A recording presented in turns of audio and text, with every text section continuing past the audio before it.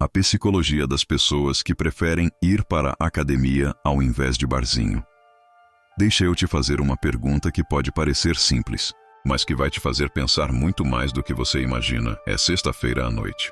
10h30 da manhã você já recebeu o convite. Bora pro barzinho hoje. Vai ter aquela galera toda, vai ser aquela festa. Você leu a mensagem, guardou o celular no bolso.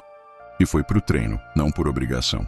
Não porque você é chato, antissocial, ou porque não sabe se divertir, mas porque, honestamente, a ideia de levantar peso, suar, sentir o músculo queimar e chegar em casa exausto te dava mais prazer do que qualquer mesa de bar cheia de copos.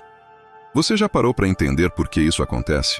Porque a ciência tem uma resposta muito mais profunda do que disciplina ou força de vontade.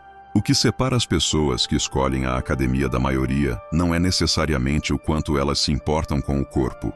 É como o cérebro delas foi reconfigurando as prioridades ao longo do tempo. E o que esse padrão de escolha diz sobre a psicologia por trás de cada decisão. Se você é uma dessas pessoas, ou se convive com alguém assim e nunca entendeu direito, fica aqui. Porque esse vídeo vai tirar o véu de algo que vai muito além da musculação. Vamos começar pelo começo. Dopamina. Você provavelmente já ouviu falar nela. É o neurotransmissor do prazer, da recompensa, da motivação. E o que a maioria das pessoas não sabe é que nem toda fonte de dopamina é igual. Existe uma diferença brutal entre a dopamina que vem de uma recompensa imediata, como o barulho de uma notificação, o primeiro gole de cerveja, a risada fácil, e a dopamina que vem de uma recompensa construída. No treino, especialmente no treino de força, o cérebro não libera a dopamina no início, ele libera durante e depois. Você sofre um pouco, empurra um peso que parecia impossível, termina a série e aí vem a descarga. Isso cria um padrão psicológico muito específico. O cérebro começa a associar esforço com prazer, dor com recompensa, processo com resultado. E quando você condiciona o cérebro assim por semanas, meses, anos, ele literalmente muda. A tolerância ao esforço aumenta, a paciência com resultados lentos aumenta, e a atração por recompensas fáceis, baratas e vazias diminui. É por isso que muitas pessoas que treinam há algum tempo começam a se sentir estranhas em ambientes onde tudo é muito fácil, muito barulhento, muito superficial. Não é arrogância, é neurologia. O bar não deixou de ser divertido. O cérebro delas só aprendeu a querer mais do que isso. Existe um conceito na psicologia comportamental chamado de identidade baseada em hábitos. E ele explica muito sobre esse fenômeno.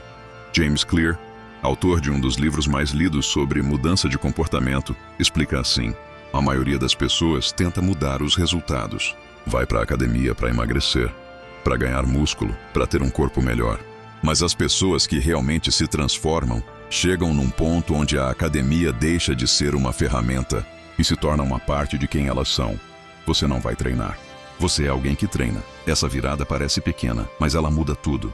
Quando a academia vira identidade, cada escolha passa a ser filtrada por essa lente.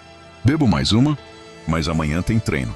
Fico até tarde, mas meu horário de acordar não é um cálculo consciente toda vez. É automático. É como a identidade se autoprotege. E aqui entra algo fascinante. Essa construção de identidade cria um tipo de autoestima muito diferente da autoestima baseada em aparência ou aprovação social. É uma autoestima baseada em consistência, em cumprir o que você prometeu para você mesmo, em aparecer quando é difícil. Isso gera um tipo de confiança interna que nenhum elogio de bar consegue replicar.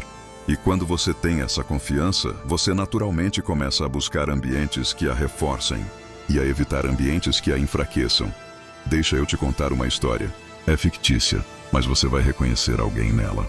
Talvez você mesmo. Lucas tinha 26 anos. Trabalhava numa empresa de médio porte, tinha um grupo grande de amigos. E toda semana o programa era o mesmo. Saía do trabalho, ia pro barzinho de sempre, ficava até umas 2 da manhã. Acordava no dia seguinte sentindo que tinha perdido alguma coisa, mas não sabia o quê. Não era uma vida ruim. Era, na verdade, uma vida bastante comum. Mas tinha um vazio que ele não conseguia nomear.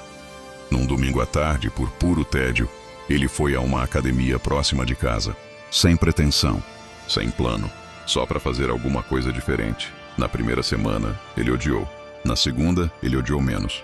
Na terceira, ele começou a perceber que saía do treino com uma clareza mental que ele nunca tinha depois de uma noite de bar. 3 meses depois, quando os amigos mandavam mensagem na sexta, ele respondia: "Cara, não consigo hoje, tenho treino amanhã cedo." Eles chamaram ele de chato. Disseram que ele tinha mudado, que estava viciado. E Lucas ficou quieto porque não sabia explicar muito bem. Mas o que tinha acontecido era simples. Ele tinha encontrado um ambiente onde o esforço tinha retorno visível, onde cada semana era mensurável, onde ele tinha controle. O bar nunca tinha oferecido isso. O bar oferecia pertencimento temporário, euforia passageira e uma ressaca que ia muito além da cabeça, e Lucas tinha escolhido o que durava mais. Vamos ser diretos aqui, sem demonizar ninguém. O barzinho tem seu valor. Ele cumpre funções sociais reais. Conexão, pertencimento, relaxamento, riso. São necessidades humanas legítimas. Ninguém está dizendo que ir ao bar é errado ou fraco. Mas existe um conjunto de necessidades psicológicas que a academia supre de um jeito que o bar simplesmente não consegue. A primeira é o senso de controle. A vida moderna é cheia de variáveis que você não domina. Seu chefe, a economia, o trânsito, os relacionamentos. A academia é um dos poucos lugares onde você decide o quanto vai sofrer, o quanto vai evoluir, e o resultado é diretamente proporcional ao que você coloca. Isso é psicologicamente poderoso para pessoas que têm um alto senso de responsabilidade pessoal. A segunda é o progresso mensurável. O ser humano precisa de progresso para se sentir vivo e relevante. No bar você não sai melhor do que entrou.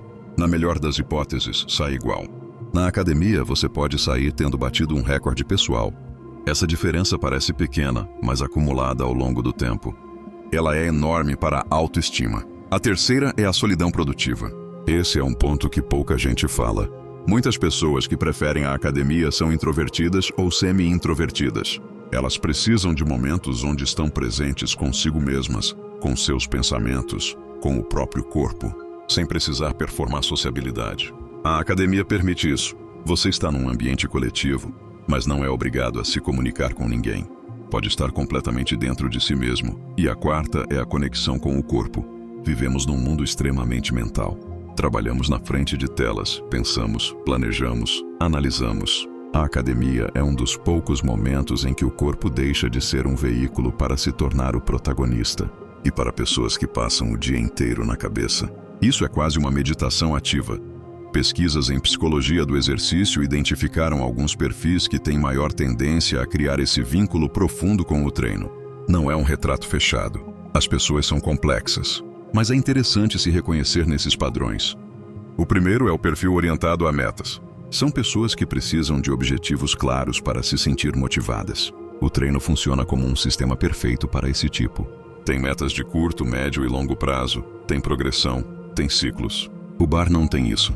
O bar é horizontal. Você vai, se diverte e termina onde começou. O segundo é o perfil ansioso em transformação. Há uma relação profunda entre ansiedade e exercício físico.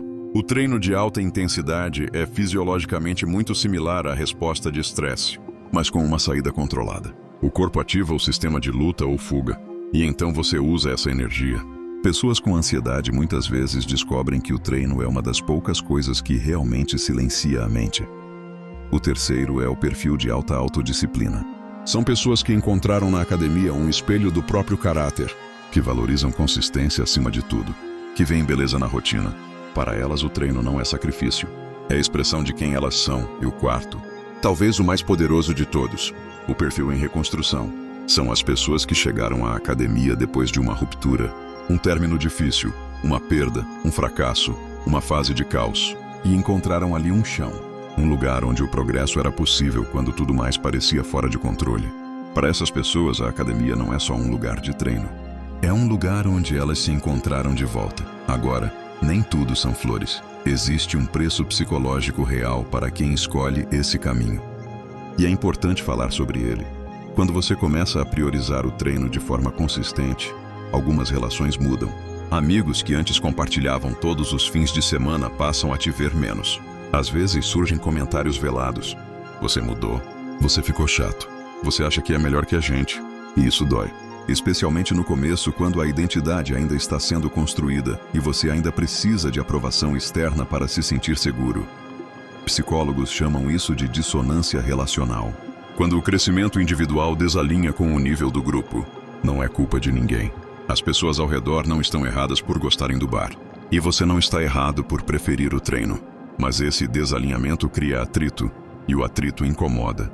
A maturidade nesse processo é entender que você pode ter os dois universos sem precisar abandonar as amizades antigas nem trair a versão que você está construindo.